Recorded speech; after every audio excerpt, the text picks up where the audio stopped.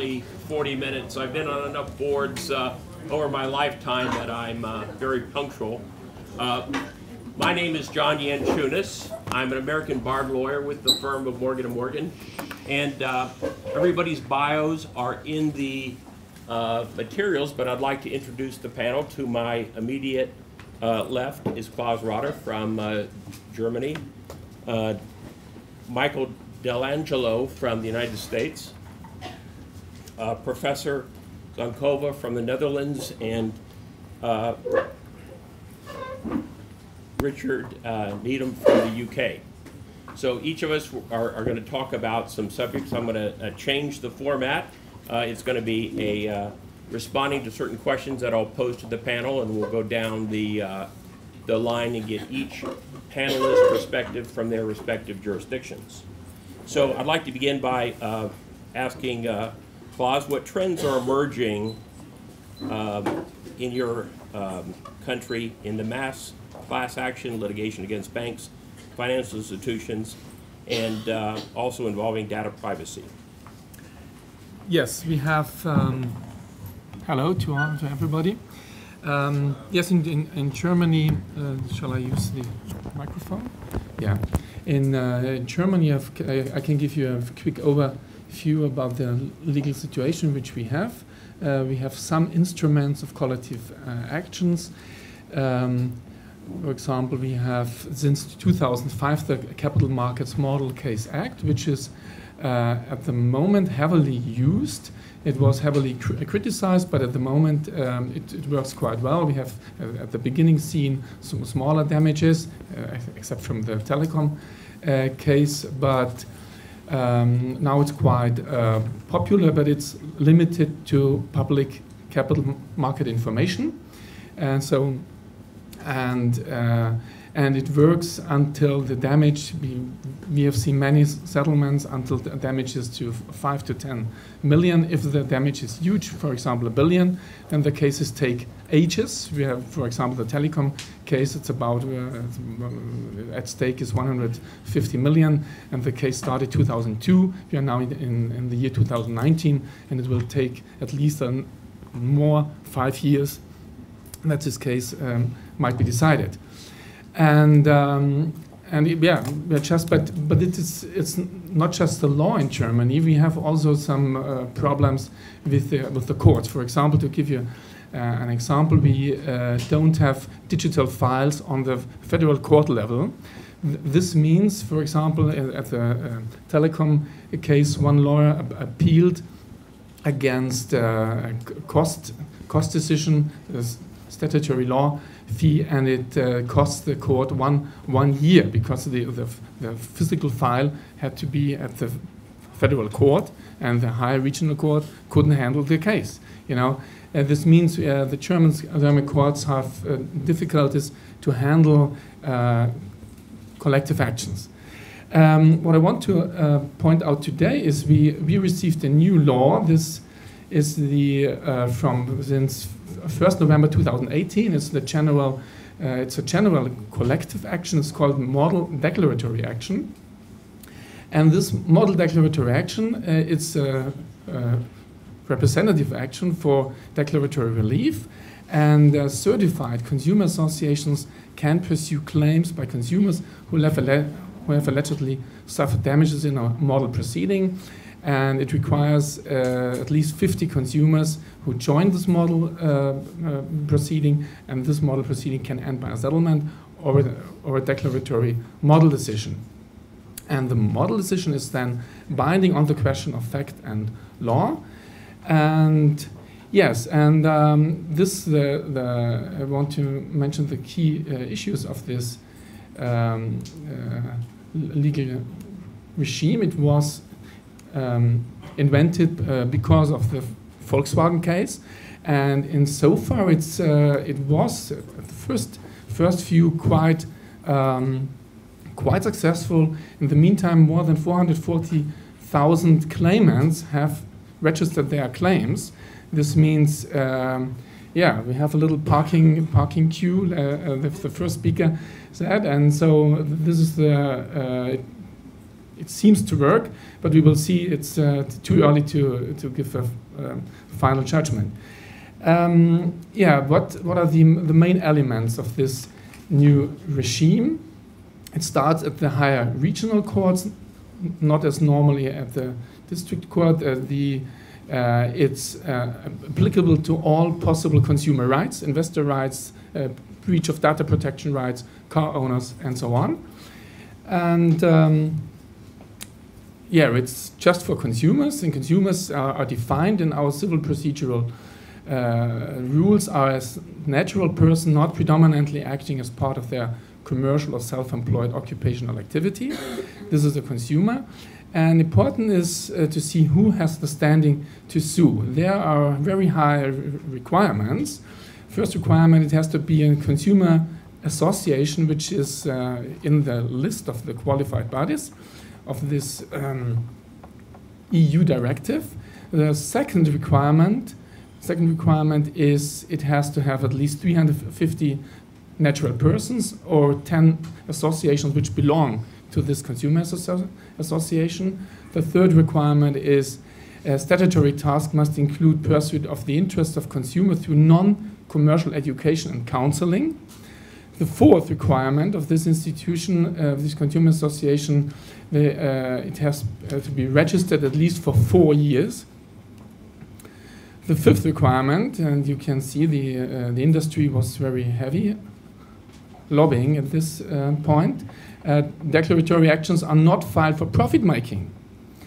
The sixth requirement is not more than 5% of their financial resources from these consumer associations are granted by companies. And in case of serious doubts that the aforementioned conditions are fulfilled, the court asks the claimant for disclosure of the financial resources.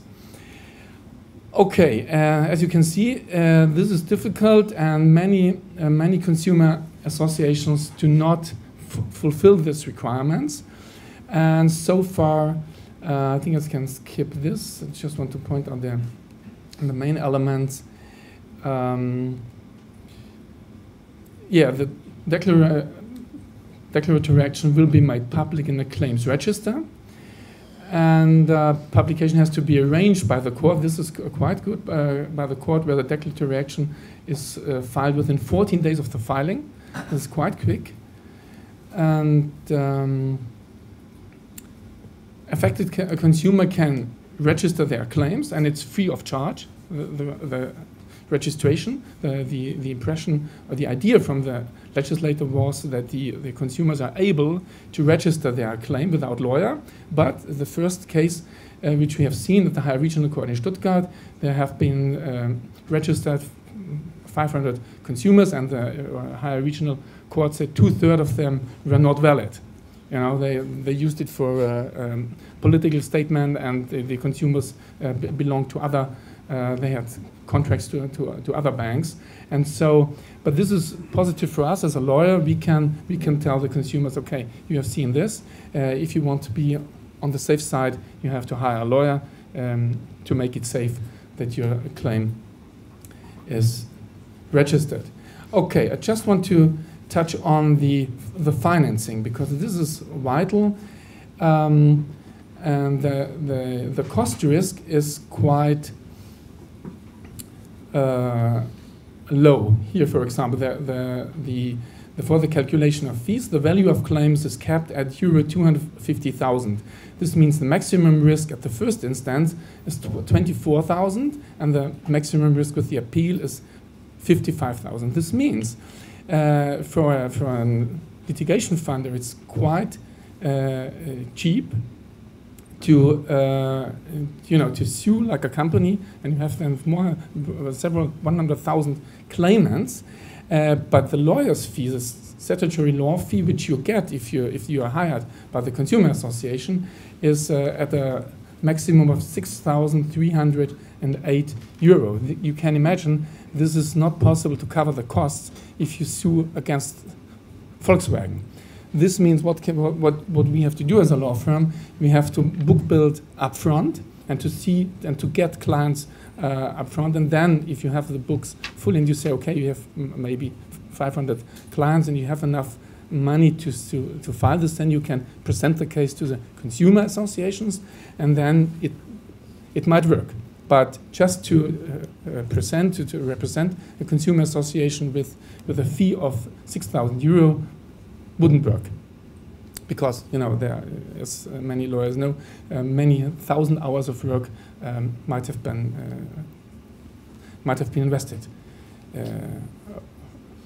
have to be invested. Yes, and so far I come to an end. At the moment, we have 4 cases, and the legislator expected 450 cases per year. This is far too optimistic, as at the moment we have only 4 cases, and after 4 months. But some consumer associations are building up some departments for this declaratory action, and so it might work. It might be used more often in the future. Michael, in the United States, what trends do you see in the mass tort class action arena involving financial institutions and banks? Sure. Thank you, John, and thanks everyone for joining us this morning. So let me just focus on a few highlights. I think the most interesting one involves class actions against banks. There has been a real sea change in the last few years in U.S.-based class actions where banks are defendants, and I'm going to touch in a minute on some litigation where banks are plaintiffs in class actions as well within the scope of John's question. But with respect to the class actions where defendants are banks, antitrust has seen the most interesting developments. So in keeping with the theme, I guess, that we heard beginning with Professor Coffey yesterday, I would touch off with statistics have filled the vacuum in that area. So traditionally, those cases would begin with a governmental investigation or some public reporting of interbank communications that suggested a conspiracy. For those of you who are familiar with LIBOR, you may recall that investigation was touched off by a Wall Street Journal article from the European desk that suggested that there was something wrong with the mechanism by which LIBOR was set that was suggestive of collusion. That led to a U.S. governmental investigation, which then led to the private litigation. So in the wake of that, there have been a number of investigations, but many of those investigations have not been public. So I think many U.S.-based class action attorneys, particularly those who focus on antitrust litigation and other financial services litigation, have had these long-standing suspicions of collusion among banks to rig various markets, but getting to the heart of that and bringing cases that served investors and other participants in those markets was extremely difficult for the lack of the ability to effectively plead those cases. But what we saw with the development of the LIBOR case is this increasing focus on what I would call dark markets. So these would be over-the-counter type markets, or markets that are set essentially by traders at various banks, where they're establishing pricing that they're then giving to customers, and there's no transparent exchange where participants, buyers and sellers in the markets can actually see pricing.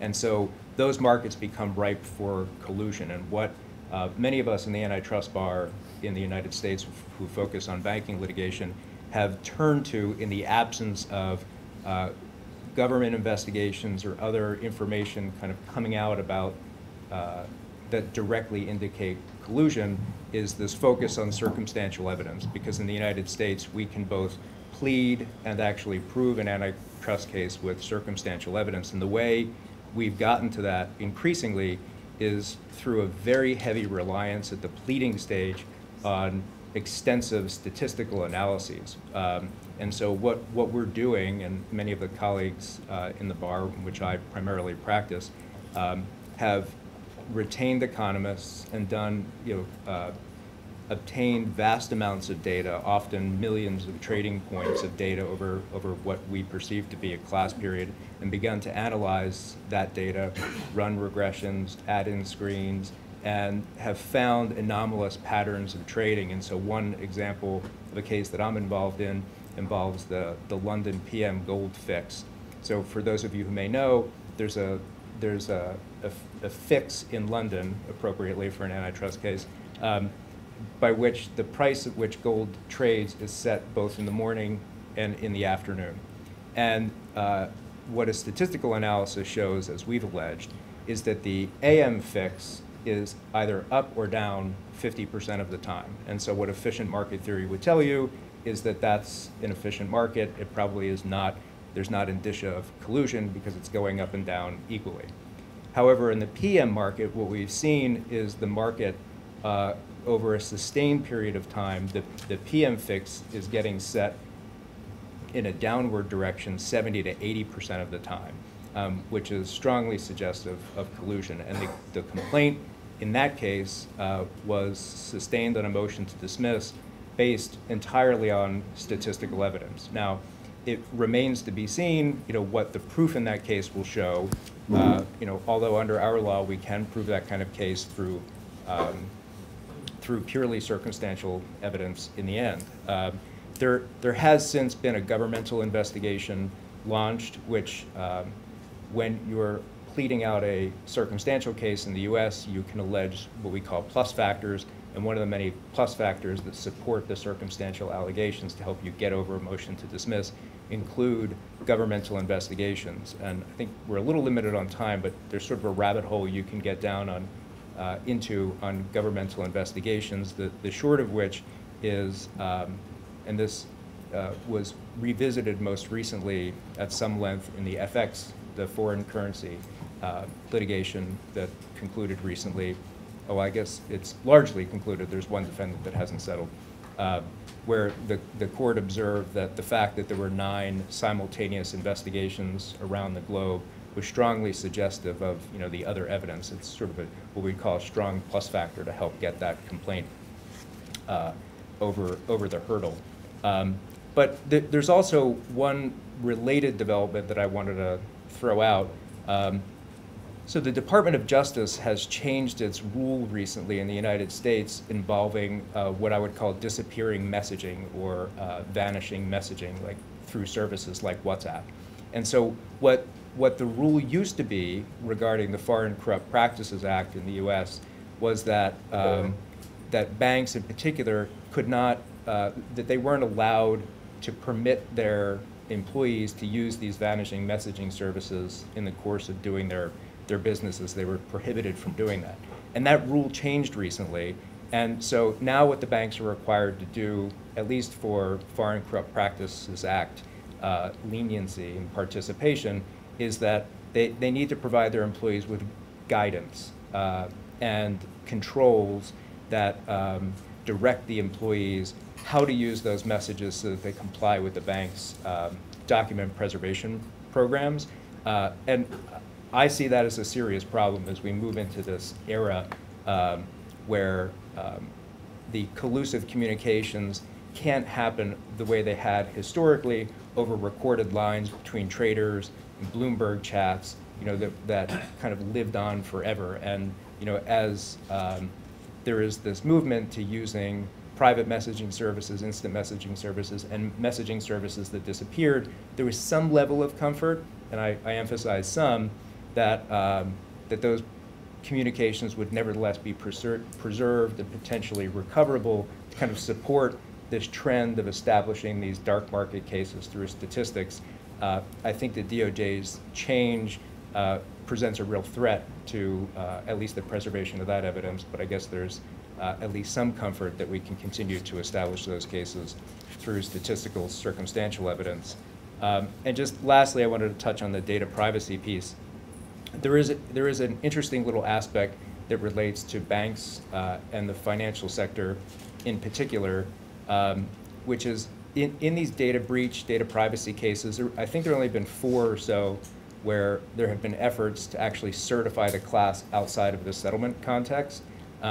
And generally those efforts have not been successful, but one notable exception is in the Target case, where there were 2 classes proposed. One was on behalf of injured consumers whose data had been breached. The other, interestingly, was on behalf of a class of financial institutions who alleged that they had to reissue cards to their cardholders as a result of the data breach and suffered a damage in the form of having the costs associated with issuing the cards.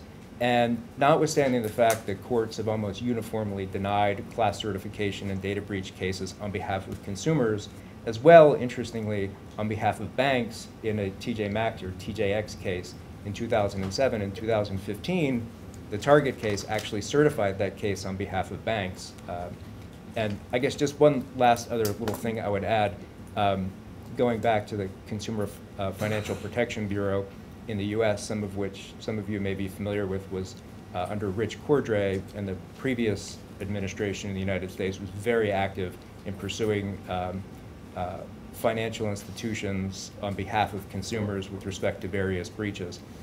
One thing the financial institutions in the US have become very adept at is including arbitration provisions in their contracts with consumers that effectively prohibit, mass actions or class actions in some way to seek redress. Last year, the Consumer Financial Protection Bureau had instituted a rule that would have prohibited class arbitration bans in contracts with consumers. The current administration has overturned that rule, so it now appears that financial institutions have clear sailing to include those provisions. So I think you, at least for the time being, will see a downtick in litigation in that area as it relates to financial services.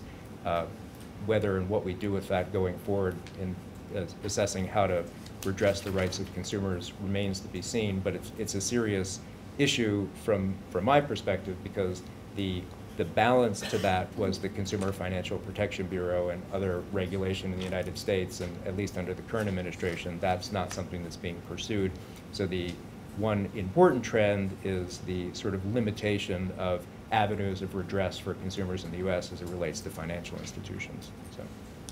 So Professor Zankova, in the Netherlands, what has been the experience or trends in mass or class litigation against financial institutions, banks, and in the data privacy area? So I will not tell you how the Dutch regime works, because we heard about that yesterday.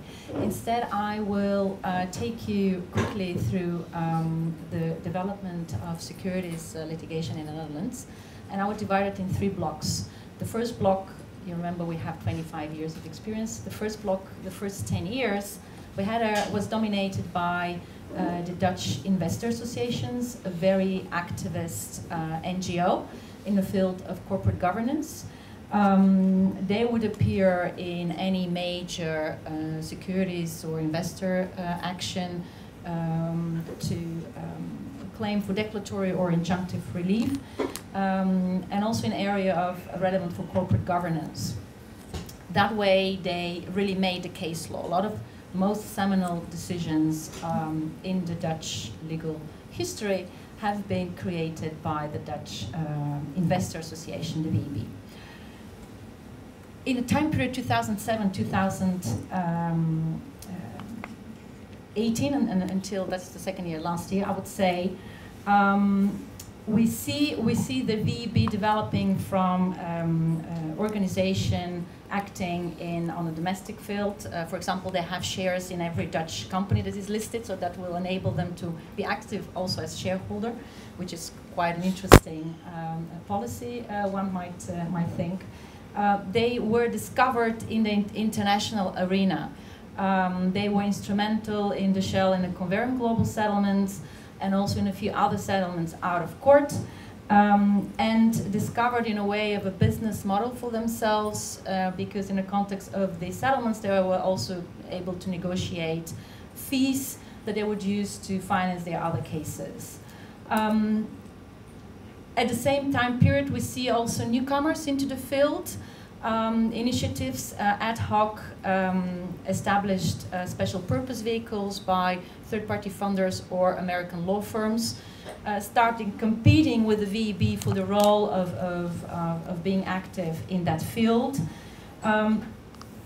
With the final, the status quo, I would say, as per last year, the Fortis case was mentioned a few times, is that the VEB got kind of slapped in their face by the Amsterdam Court of Appeal for taking this more entrepreneurial approach, which they felt they needed to do in order to be able to continue their activities. So to end up the trend, I am wondering whether the entering the space by third-party funders and US lawyers now backing special purpose vehicles, where that would lead us with respect to development of case law, because this type of commercial activities typically don't like to be the ones developing the law. There are some exceptions to that, but generally that would be an issue, so that would be a question mark. And another trend I want to stress, also very recent, again last year, is as we develop more and more European systems of collective redress, we will see more and more parallel actions. And actually in the Steinhoff case, we already had that experience where the defendant in the Netherlands put forward a motion that there was already an earlier action initiated in Germany, and therefore the Dutch proceeding should be stayed. They didn't make it, but it gives us a kind of flavor of where this is going, absent any MDL or any other kind of coordination in Europe. So that is on the security side. On the consumer side, again, the three blocks. We see there a different picture than with respect to securities cases. There we have as well a long-standing established NGO, the Consumentenbond, that's been active in the early days of consumer protection in the Netherlands. Somehow they were not able to develop an as successful track record as the VEB has been able to do. One may wonder why that is the case. I can only speculate. I will not do that now and here. There have been some international cases as well where the Consumentenbond has played a role, like the DES case. But again, that hasn't brought them a flourishing practice in being active in consumer collective redress.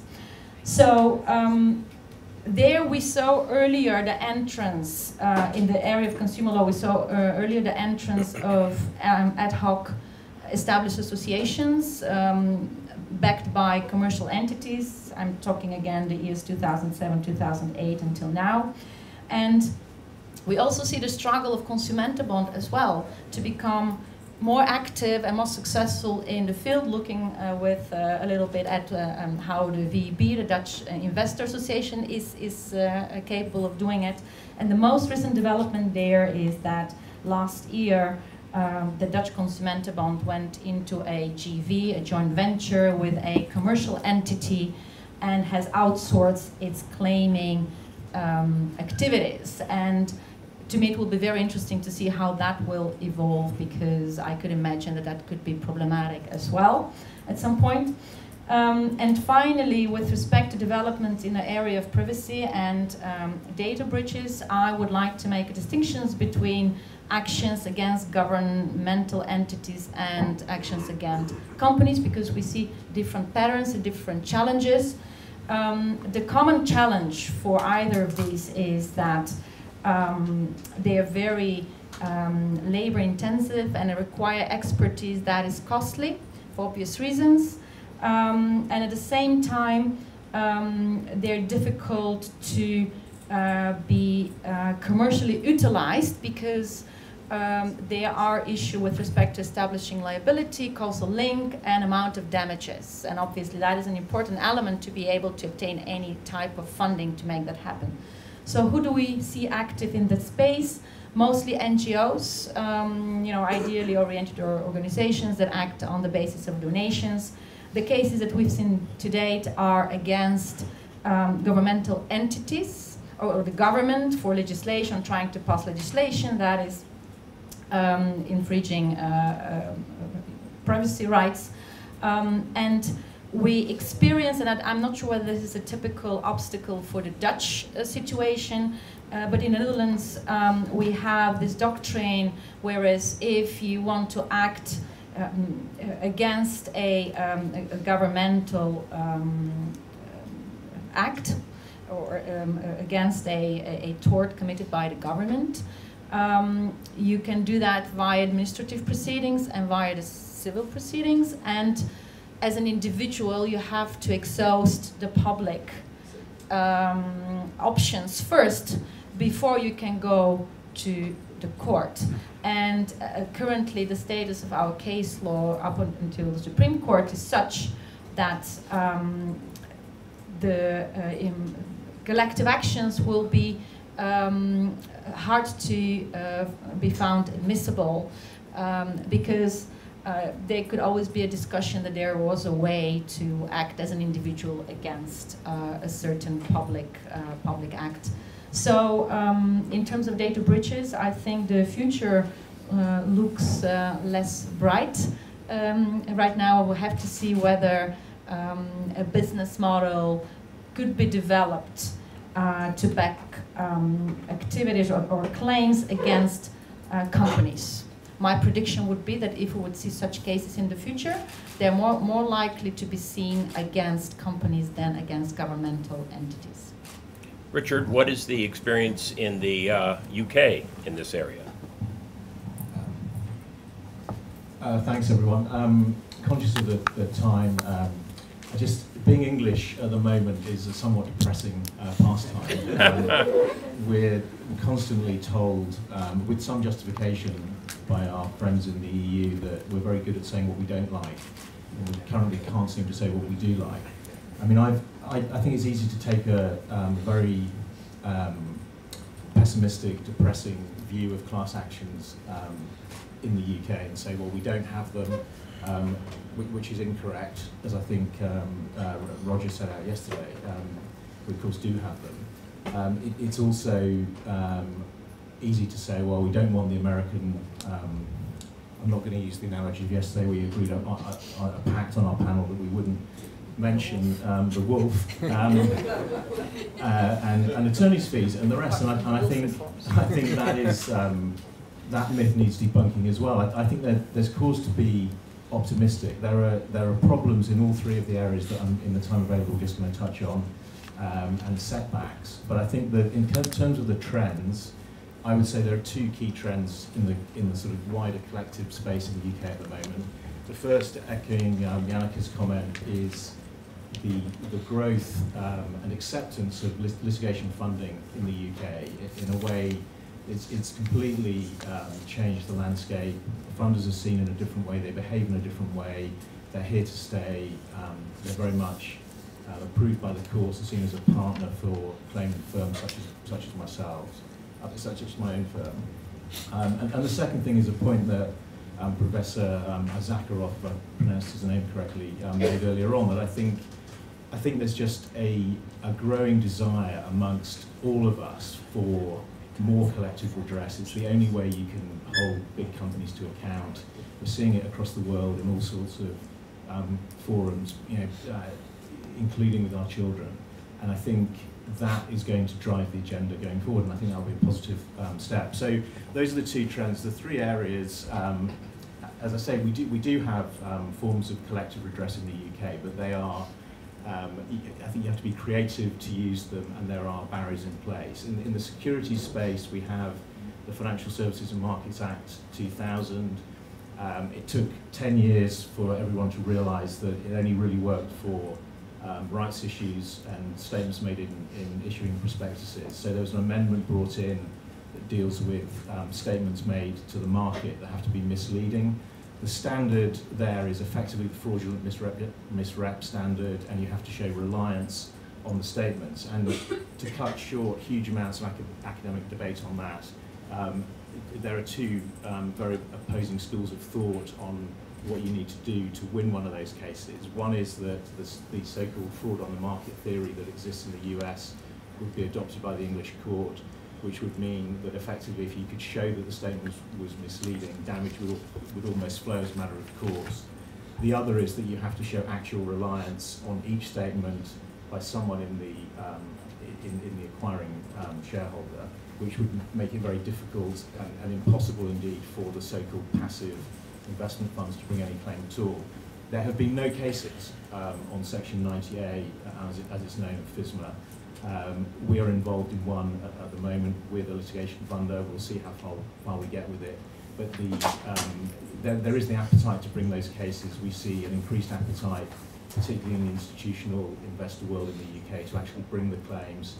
Let's say the advent of funding with the supporting after the event insurance or an indemnity from the funder for adverse costs, deals with the loser pays principle, so there's some hope there.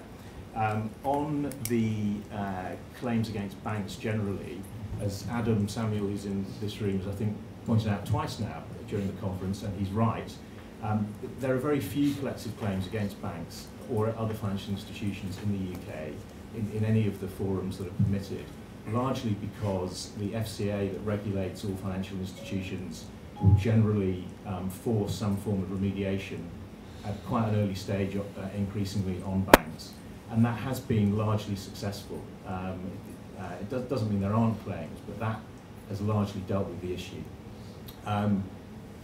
The third area, data privacy, again, we are involved in a claim, a collective claim in that space, and that was actually under the old Data Protection Act, but essentially it's the same remedy as our new 2018 Act, which brings in GDPR.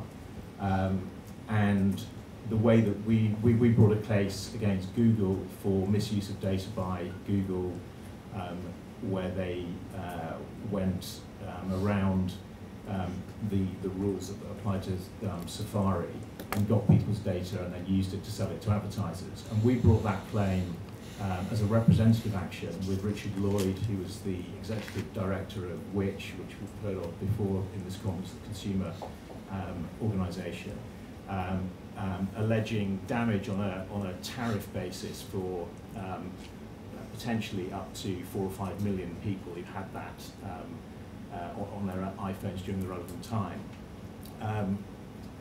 The case came before the court last year, and we needed to get permission of the court to serve Google in California, and the court denied our claim, said that we hadn't established the right level of damage under the Act, and that the case couldn't be run as a representative action, which is somewhat depressing, because the court also exercised its discretion to say that in its judgment the case was only being run by the law firm and the litigation funder, which was wholly incorrect, because the relevant claimants had come to us saying they could only do this if we could get them funding and bring the claim in some creative way on a representative basis, and that was the way we did it. Fortunately, we, unusually for this type of action, as the English lawyers in the room will know, where a judge is exercising his discretion, we've got permission to appeal the whole case, and that's going to the Court of Appeal, be heard on the 16th and 17th of July this year,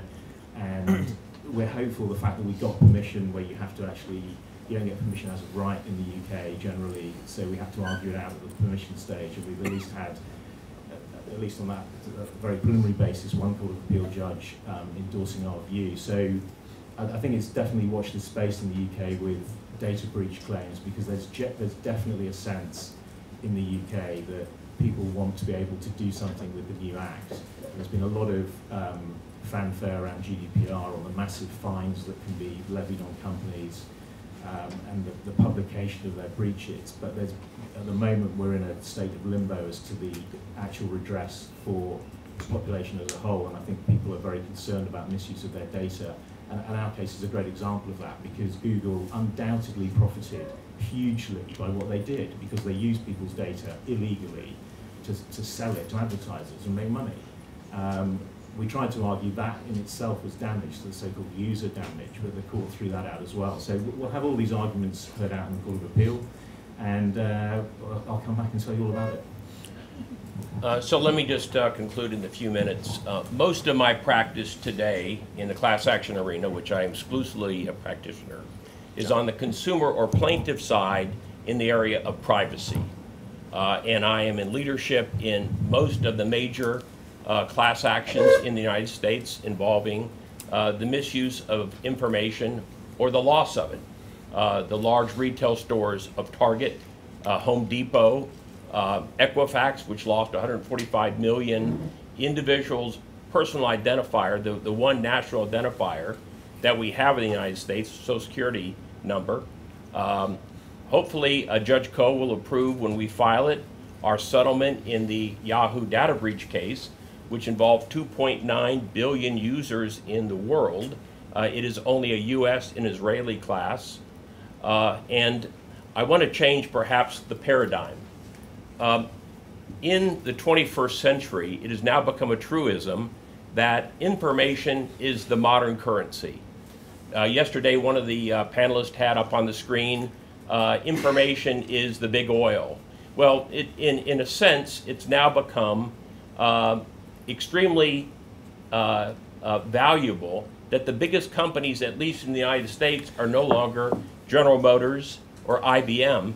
It's Google, it's Amazon, it's Facebook. And if you think about what they sell, it isn't goods and services, or it's not, you know, any fungible product. It's information, and where do they get it? They got it from us. And we gave it to them in certain circumstances to be kept in trust.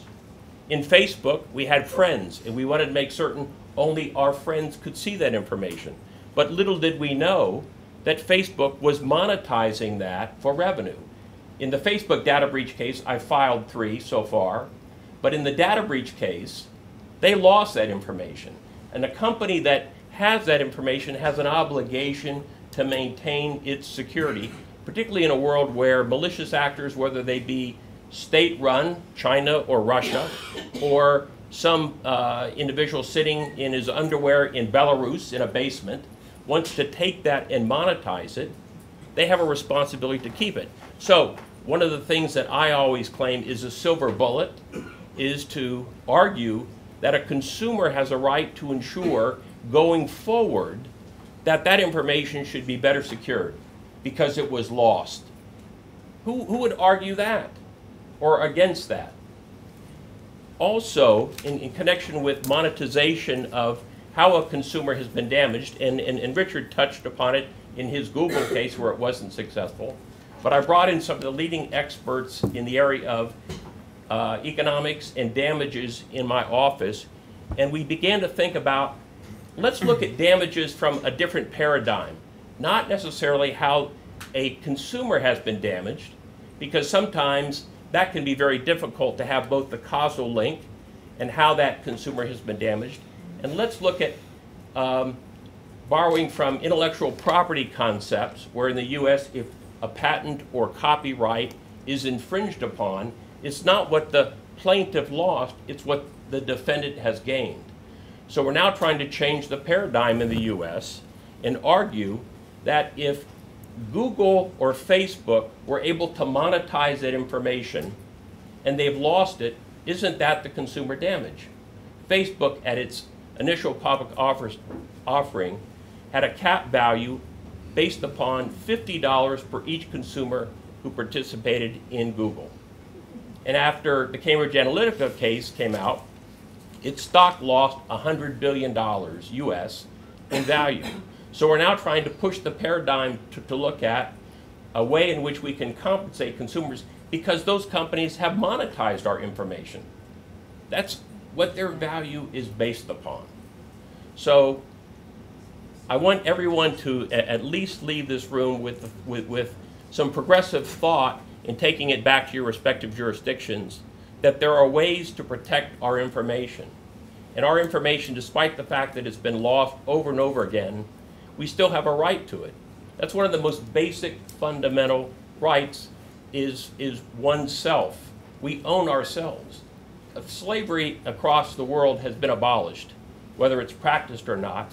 And in fact, Linda Monex and Nick Diamond kind of struck a nerve with me in thinking about privacy as a human rights violation. What can be more fundamental than oneself? So if a company does not protect our information, doesn't ensure that it has best practices, isn't that a human rights violation when it loses it? So I leave that with you, and I hopefully have kept us on track, on time, and I want to thank these panelists for giving me the blessing of serving with them today, and thank you for all listening and giving us your attention.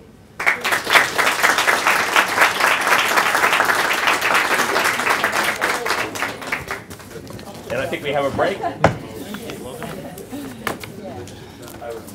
I was just John. In Canada, I don't Hi.